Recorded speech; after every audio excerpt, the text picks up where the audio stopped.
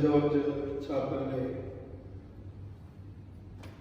മോർഗീവറിയസ് നായക പെരുന്നാൾ ഈ ദേവാലയത്തിൽ വെച്ച് കൊണ്ടാടുകയാണ്. മോർഗീവറിയസ് സഹദ എന്ന് പറയുമ്പോൾ സഹദായുടെ പേരിന്റെ അർത്ഥം രക്തസാക്ഷി എന്നാകും.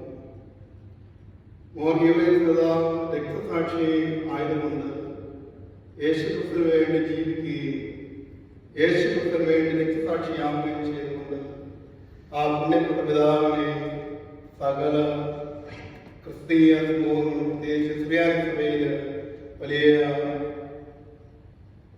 ബഹുമാനവും ആദരവും പുണ്യപ്പെട്ട പിതാവിന് പരിശുദ്ധ സഭ നൽകുകയാണ്. ദൈവത്തെ ഭയമില്ലാത്ത ഒരു തലമുറ ഈ ലോകത്ത് വളർന്നു വരുന്നതിന്റെ പ്രത്യാഘാതങ്ങൾ നമ്മുടെയൊക്കെയും ജീവിതത്തിൽ അനുദിനം നമ്മൾ കണ്ടും കേട്ടും നമ്മൾ മുന്നേറിക്കൊണ്ടിരിക്കുമ്പോൾ തീർച്ചയായും ഈ പുണ്യപ്പെട്ട പിതാവിൻ്റെ ജീവിതം നമുക്കേറെ മാതൃകയും ഏറെ അനുകരണീയവുമായ കാര്യമാണ്. മോർഗീവറിയസിനെ കുറിച്ച് ചരിത്രപരമായി തുർക്കിയിലെ കപ്പദോക്യയായി ജനിച്ചു വരുന്നു. AD 303 ആ പുണ്യപ്പെട്ട പിതാവ് രക്തസാക്ഷിത്വം വഹിച്ചു എന്ന് നമുക്കറിയാനായിട്ട് സാധിക്കും. ഞാൻ മുന്നമേ ഓർമ്മപ്പെടുത്തിയ പോലെ ക്രിസ്തുവിന് വേണ്ടി ജീവിക്കുകയും ക്രിസ്തുവിന് വേണ്ടി മരിക്കുകയും ചെയ്തതായ പുണ്യപ്പെട്ട പിതാവ്. അത് ക്രിസ്തുവിന് വേണ്ടി ജീവിക്കുകയും ക്രിസ്തുവിന് വേണ്ടി മരിക്കുകയും ചെയ്തതായ ഒരു വ്യക്തിയെ സംബന്ധിച്ചിടത്തോളം പരിശുദ്ധ സഭ അങ്ങനെയുള്ളവരുടെ എക്കാലവും ഏറെ ബഹുമാനത്തോടും ആദരവോടും കൂടിയാണ് കാണുന്നത്. ഇന്നത്തെ ഏവങ്കിലും ഭാഗത്ത് ശുദ്ധമണ ഉദാഹരണത്തിന് ശേഷം 10-ാം അധ്യായം 16-ാം വാക്യത്തിൽ പ്രകാരം പറയുന്നുണ്ട്, ഇതാ ചെന്നായ്ക്കളുടെ ഇടയിലേക്ക് ആടുകളെ എന്ന പോലെ ഞാൻ നിങ്ങളെ അയക്കുന്നു. ആകയാൽ നിങ്ങൾ പാമ്പുകളെ എന്ന പോലെ ബുദ്ധിയുള്ളവരും പാമ്പുകളെ എന്ന പോലെ പരമാർത്ഥതയും ഉള്ളവരും ആയിരിക്കും. മനുഷ്യരെ നിങ്ങൾ സൂക്ഷിച്ചുകൊള്ളുവിൻ, എന്തെന്നാൽ അവർ നിങ്ങളെ വ്യവഹാരത്തിലേക്ക് ഏൽപ്പിക്കുകയും തങ്ങളുടെ സംഘാരങ്ങൾ വെച്ച് അടുപ്പിക്കുകയും ഞാൻ മൂലമായി നിങ്ങൾ അവരാ നാട്ടുവാടിയുടെ രാജകുമാരിയും മുമ്പാകെ പ്രജാതികളെ സാക്ഷ്യത്തിന് വേണ്ടി കൊണ്ടുപോകപ്പെടുകയും ചെയ്യും എന്ന് കർത്താവായ യേശുക്രിസ്തു വചനത്തിലൂടെ അനുസരിക്കുകയാണ്. അനുഗ്രഹിക്കപ്പെട്ടവരെ, നമുക്കറിയാം കർത്താവിന്റെ ശിഷ്യന്മാരോട് വേണ്ടി പറഞ്ഞതായ വചനഭാഗമാണ് ചെന്നായ്ക്കളിലേക്ക് ആടുകളെ എന്ന പോലെ നിങ്ങൾ പോകണം. ശിഷ്യന്മാര് വിദ്യാവിഹീനരും ലോകത്തെ കുറിച്ച് വലിയ പരിജ്ഞാനമില്ലാത്തവരും ആയിരുന്നു. എന്നാൽ ശിഷ്യന്മാരുടെ മേൽ കർത്താവായ യേശുക്രിസ്തു വിളിച്ച് ചേർത്ത് അവരുടെ പരിശുദ്ധാത്മാവ് ഇറങ്ങിയപ്പോൾ ലോകം കണ്ടിട്ടില്ലാത്ത വിധത്തില് പരിജ്ഞാനമുള്ളവരും അവരെ ഏറെ അറിവുള്ളവരുമായി മാറ്റപ്പെട്ടു എന്ന് കാണാനായിട്ട് സാധിക്കും. അനുഗ്രഹിക്കപ്പെട്ടവരെ, ഇന്ന് ഈ പരിശുദ്ധനായ മോർഗീവറിയസിനെ കുറിച്ച് നമ്മൾ ചിന്തിക്കുകയും മധ്യത്തിൽ അഭിപ്രായം ചെയ്യുമ്പോൾ നമുക്കറിയാം ക്രിസ്തുവിന്റെ ശിഷ്യന്മാർക്ക് ശേഷം പരിശുദ്ധ സഭയെ സംബന്ധിച്ചിടത്തോളം പ്രതിസന്ധികളുടെ കാലഘട്ടമായിരുന്നു. ഈ പ്രതിസന്ധിയുടെ കാലഘട്ടങ്ങളിൽ ക്രിസ്തുവിന് വഴിയൊരുക്കുവാനായിട്ട് കണ്ടുവന്നവരെല്ലാവരും വിദ്യ കൊണ്ട് അതാത് മേഖലകളിൽ ഏറെ അറിവുള്ളവരും പല വിധത്തില് കഴിവുള്ളവരും ആയിരുന്നു. അങ്ങനെ കഴിവും പ്രാപ്തിയും അങ്ങനെ എല്ലാ മേഖലയിലും തികവുള്ളവരായിരുന്ന മനുഷ്യരാണ് യേശുക്രിസ്തുവിനെ പറ്റിയിരിക്കുന്നത്. സഹദായുടെ ജീവചരിത്രത്തെ കുറിച്ച് ചിന്തിക്കുമ്പോൾ നമുക്ക് കാണാൻ സാധിക്കും, അദ്ദേഹം സൈനിക ആ ഉദ്യോഗത്തിൽ ലെവലില് ഏറെ ഉന്നത നിലവാരത്തിൽ ഉന്നത നിലയിൽ നിന്നിരുന്ന വ്യക്തിത്വമായിരുന്നു. അങ്ങനെയുള്ള വ്യക്തിത്വം എല്ലാം ഉപേക്ഷിച്ച് യേശു ക്രിസ്തുവിന് വേണ്ടി കടന്നുപോയതായിട്ട്, ക്രിസ്തുവിന് വേണ്ടി ജീവിച്ചു, ക്രിസ്തുവിന് വേണ്ടി മരിച്ചു എന്നാണ് നമുക്ക് കാണാൻ സാധിക്കുന്നത്. പലപ്പോഴും ചില മൃഗങ്ങൾക്കെല്ലാം ലോകത്തിന്റെ ആരംഭം മുതൽ സൃഷ്ടിയുടെ ആരംഭം മുതൽ ചില മൃഗങ്ങളെല്ലാം ചിലർക്ക് ശത്രുക്കളാണ്. ആടിന്റെ എന്നത്തെയും ശത്രു ചെന്നായിയാണ്, പാമ്പിന്റെ എന്നത്തെയും ശത്രു കീരിയും. അപ്പോ ഈ ഭൂമുഖത്തുള്ള പല ജീവജന്തുക്കളുടെ ഓരോരുത്തരുടെയും ശത്രുക്കള് അതിന് ജന്മന ചില ശത്രുക്കളായിട്ട് ചില മൃഗങ്ങളുടെ ജീവിതത്തിലൂടെ നമുക്ക് കാണാനായിട്ട് സാധിക്കും. അനുഗ്രഹിക്കപ്പെട്ടവരെ, ഇവിടെ കർത്താവ് വചനത്തിലൂടെ നമുക്ക് ഓർമ്മപ്പെടുത്തുകയാണ്, നിങ്ങൾ പ്രാവുകളെ പോലെ ധർമാർത്ഥമുള്ളവരായിരിക്കും എന്നിട്ട് പറയുകയാണ്, മനുഷ്യരെ നിങ്ങൾ സൂക്ഷിച്ചുകൊള്ളുകയും എന്ന്. മനുഷ്യന്റെ ശത്രുക്കള് മനുഷ്യൻ തന്നെയാണ് എന്നാണ് യേശുക്രിസ്തു നമ്മെ ഓർമ്മപ്പെടുത്തുന്നത്. അനുഗ്രഹിക്കപ്പെട്ടവരെ, ഇന്ന് ആടിന്റെ ശത്രു ചെന്നായി എന്നതുപോലെ, പാമ്പിന്റെ ശത്രു കീരി എന്നതുപോലെ ദൈവത്തിന്റെ വചനം പറയുകയാണ്, മനുഷ്യന്റെ ശത്രു എന്ന് പറയുന്നത് മനുഷ്യൻ തന്നെയാണ്. അപ്പോൾ തീർച്ചയായും ഇന്ന് നമ്മെ സംബന്ധിച്ചിടത്തോളം നമുക്ക് ശത്രുക്കളായി നിലനിന്ന് പോകേണ്ടതല്ല നമ്മുടെ ജീവിതം എന്ന് പറയുന്നത്. ഇന്ന് ദൈവത്തിന്റെ സമസൃഷ്ടിയായ മനുഷ്യനെ സ്നേഹിക്കുവാനും കരുതുവാനുള്ള മനോഭാവം നമുക്കുണ്ടാകണം. ഒരു വിശുദ്ധന്റെ അനുഭവത്തിലൂടെ കടന്നു പോകാൻ സാധിക്കണമെങ്കിൽ മനുഷ്യനെ സ്നേഹിക്കുന്നവരായി രൂപാന്തരപ്പെടും. ഇവിടെ മനുഷ്യ ശത്രുക്കളായി എന്നുള്ള മനോഭാവം മാറി മനുഷ്യനെ സ്നേഹിക്കുന്ന ഒരു അനുഭവത്തിലേക്ക് നമ്മൾ കടന്നു വരുമ്പോഴാണ് ഇന്നത്തെ ഈ തീവ്രതായുടെ പെരുന്നാളിന് ഇന്ന് ഏറെ പ്രസക്തി ഉണ്ടാകുന്നത്. അനുഗ്രഹിക്കപ്പെട്ടവരെ, ഞാൻ വാക്കുകളെ ചുരുക്കട്ടെ. ഞാൻ ആദ്യം ഓർമ്മപ്പെടുത്തിയതുപോലെ നമ്മുടെ ഇടവേളയിലുള്ളതായ സെന്റ് ജോർജ് ചാപ്പലിൽ നടത്തപ്പെടേണ്ടതായ പെരുന്നാളായിരുന്നു ഇന്നത്. ഈ കാലഘട്ടത്തിൽ ഒന്ന് രണ്ട് കാര്യങ്ങൾ നമ്മുടെ ഇടവചനത്തെ കൂടുതലായിട്ട് അറിയിക്കണമെന്ന് എനിക്ക് തോന്നുന്നു.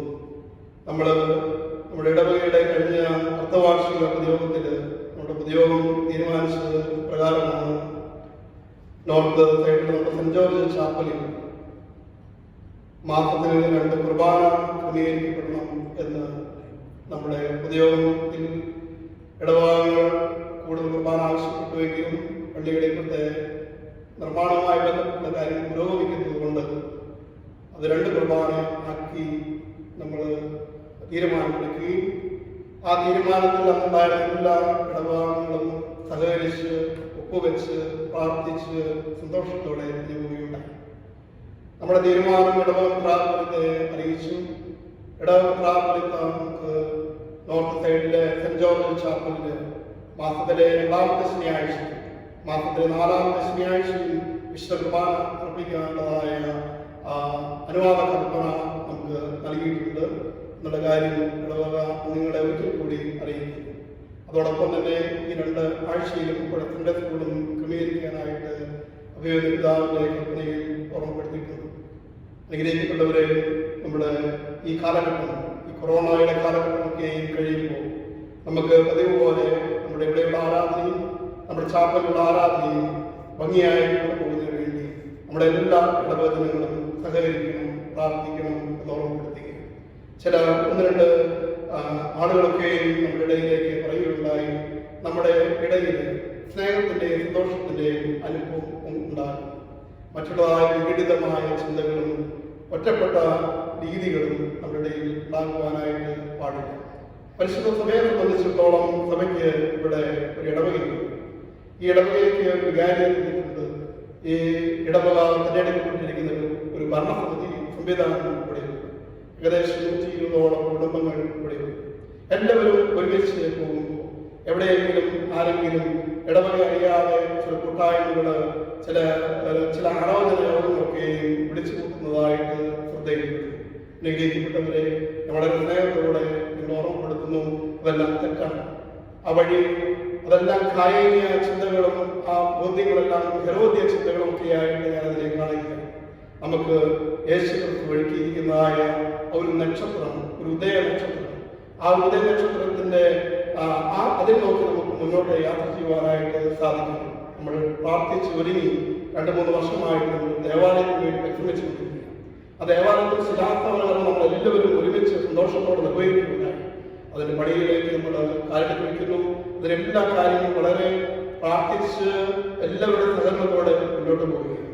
നിങ്ങളുടെ ആർക്കെങ്കിലും ഞാൻ പറയുന്ന വാക്കുകൾ നിങ്ങൾ എന്നെ ശ്രമിക്കുന്നവരുടെ നിങ്ങൾ വളരെ ശ്രദ്ധിച്ച് ആരെങ്കിലും എവിടെയെങ്കിലും ഒരു വിഘടിത ശബ്ദമായി ഒറ്റയാനായി രൂപപ്പെടുവാനായി ശ്രമിക്കുന്നുണ്ടെങ്കിൽ നല്ലതല്ല.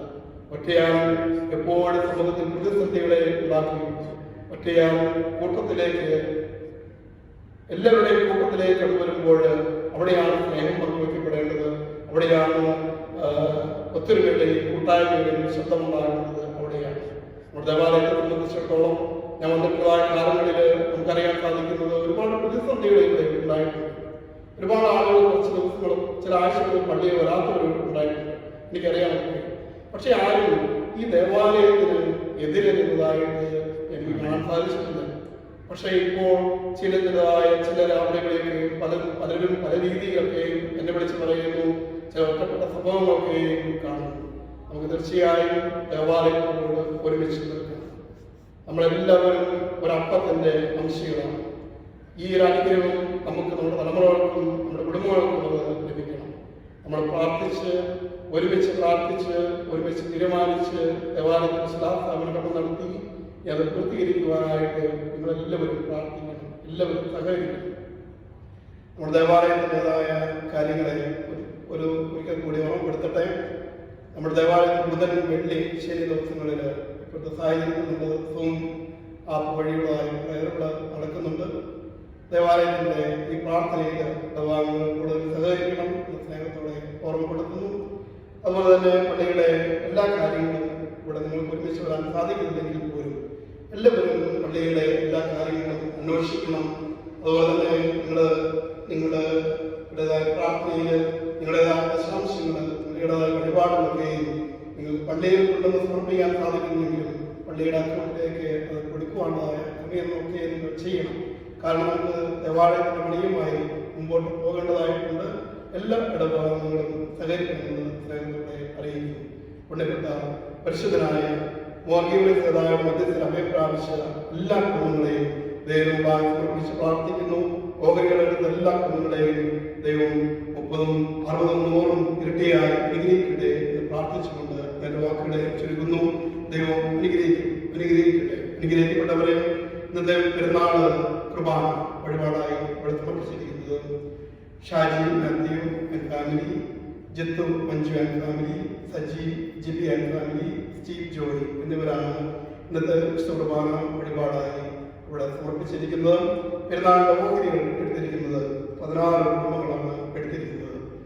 Ashley Babu, Lolitha Shibu, Jobin K Joy and family, Biju Joseph and family, Eldhose Paul and family, Eliya Hindu and family, captain Joy and family, Benu Liya and family, Tony Bindu and family, Sunil Thomas and family, Shiju and family, Eldho Babitha, Bibin and Johnsy family, ടൂബൈ ഉള്ളവർ, Biju Baby, Biju Lenin and family, Sara, Ullas and family എന്നിവരാണ് ഇന്നത്തെ ഈ പെരുന്നാളിൻ്റെ ഓഹരി എടുത്തിരിക്കുന്നത്. ഈ ആളുകൾക്കെല്ലാം എത്തിച്ചേരാൻ പറ്റിയില്ല എങ്കിൽ പോലും ഇത്രയും ആളുകളെ പ്രധാനമന്ത്രത്തിൽ അഭയപ്പെട്ട് ഓഹരികളെടുത്തും ഈ ശുശ്രൂഷയിൽ പങ്കുചേരുന്ന എല്ലാവരെയും ദൈവം തമ്പുരാൻ വാഴ്ത്തി അനുഗ്രഹിക്കുമാറാകട്ടെ.